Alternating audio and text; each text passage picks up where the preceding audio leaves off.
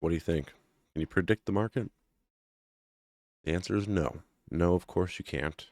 But we can use probabilities and focusing on where the main buyers and sellers are and come up with a pretty decent idea what the market wants to do.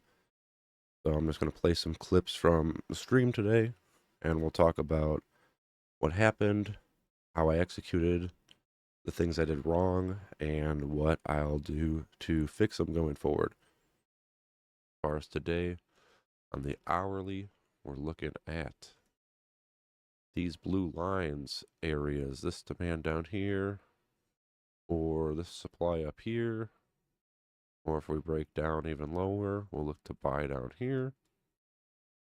We'll see what happens. Probabilities are we give some of yesterday back. I think 120s would be make a lot of sense to come back to. I'm just going to play a couple and then we'll talk about it. So if we start pushing up, that means sellers are higher, likely one of these areas. And then we'll just play off the 5-minute.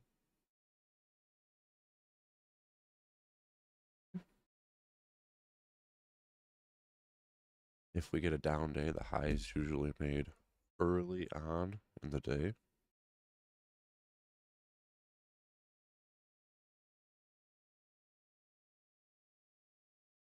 Was that it? That might have been it. That might have been the fact I was trying to get across. I don't remember. I like strong pushes out of the gate, like 8:30 to 9 o'clock, because we get like this, like what we're getting right now, a super strong push like this into supply after, everyone is bullish.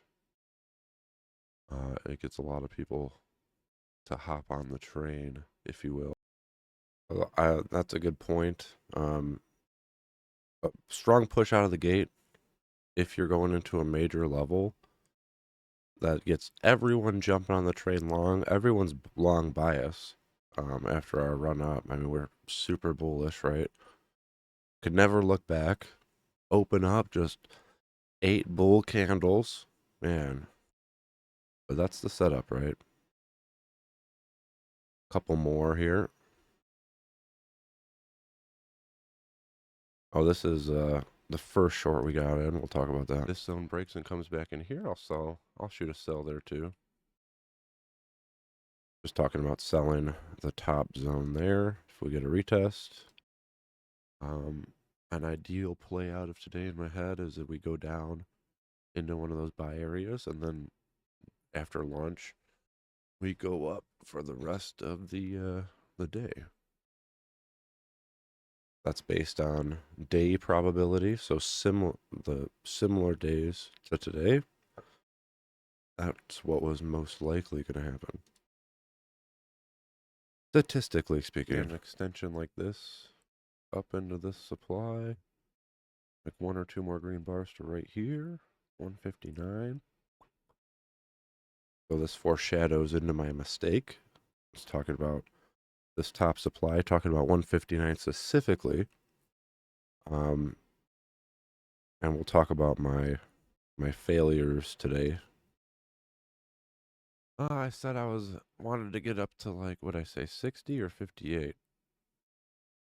A little bit higher, I would have thrown on a short. Came right to our zone. Now I'll throw on a short if we come and retest this supply here. So at this point, things are playing out how we want, and I want to get in to retest the supply. If I took the first short, well, I'll show you after this last clip. Let's see what I say. And we'll probably just leave it at that. So plan going forward, I'll sell if we can get a retest of some supply. We have to be careful of the 134 area. Ultimately, I'm looking for the 120s. If we make it down here, I'll flip my script and start looking for buys. Not going to trade too late in the day because it's Friday, but yeah, good luck. That's it. All right, so what happened? Exactly that. So let's look at the 5-minute here on the right, hourlies on the left. We came up in the morning, strong push, what we wanted to see. We marked 164. We made it to 163, formed this supply. So my mistakes and what I'm going to change going forward is when this supply formed on this candle, I said I would sell right here where I wanted to sell. I was hovering. And because it's not painting a picture in my head of exactly what I want to see, I hesitate sometimes. That's a problem that I have.